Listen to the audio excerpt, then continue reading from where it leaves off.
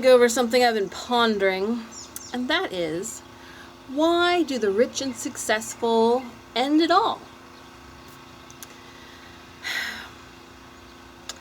It's a complicated question, complicated answer. I guess the answer is not the same for any two people. Lots of the times they say, oh, it's, untreated depression. Yeah, could be.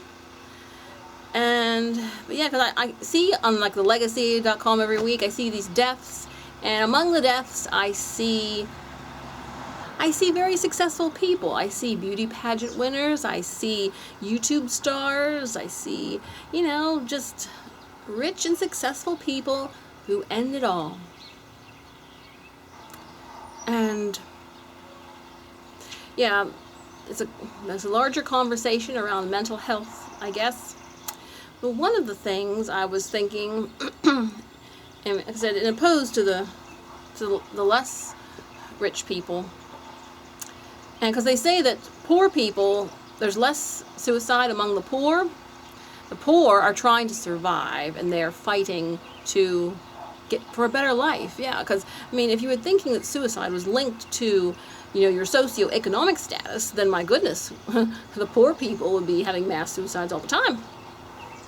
But that is not the case. The case is that it's more rich people than poor people that are ending it all. And that seems like a contradiction, because you would think, that the poor would be the ones that were the most hopeless and, down their luck and everything. Whereas the rich people, they have everything. Why would they want to end it all? So, one thing I thought of is that when people get rich, when you're working toward it, you're thinking that being rich and successful is a cure-all. It's going to make everything better. Your life is going to be better. Just like when you're a kid, you think that being a grown-up will make your whole life better. Well, being a grown-up has its own set of challenges. So, every age has a set of challenges. And therein lies the problem. So when you grow up, you adapt and realize, yes, there's problems here too. But now, whenever you're poor and you are aiming to be rich, you're working toward it, you're fighting, you're dreaming, you're planning, you're going, and then when you get there, I think people realize that this is as high as you go. This is the top. You're a millionaire, you're famous, and there's nowhere else to go. There's no higher. And people realize that there is no cure-all. It doesn't cure your loneliness. It doesn't cure your sadness, your struggles, emotional problems, family problems. It doesn't cure things. And I think that's whenever the rich people go into despair.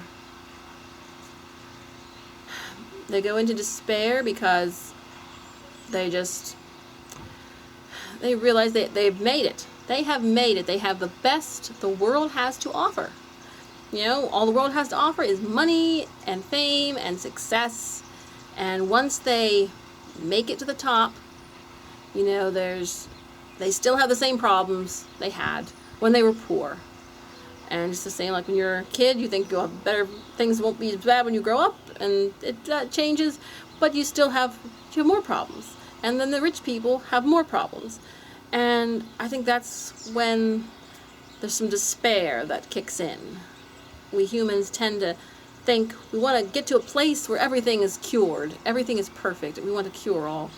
And while riches and fame can help, it can also cause more pressure, more problems that people just can't handle.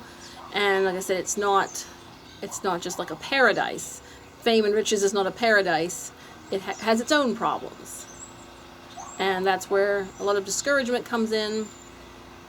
And I think that's what happens to a lot of these stars. They're even young stars. They're 20s, 30s.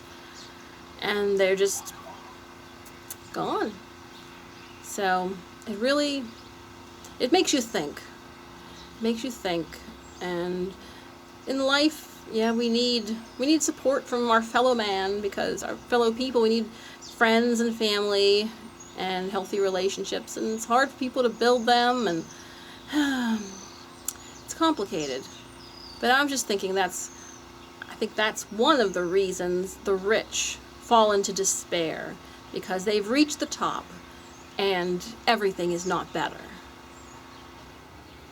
So, well, let me know what you think in the comments, and we'll keep the conversation going. Like I said, steps to helping the mental health situations begins with conversation and begins with thinking things through. And, if people had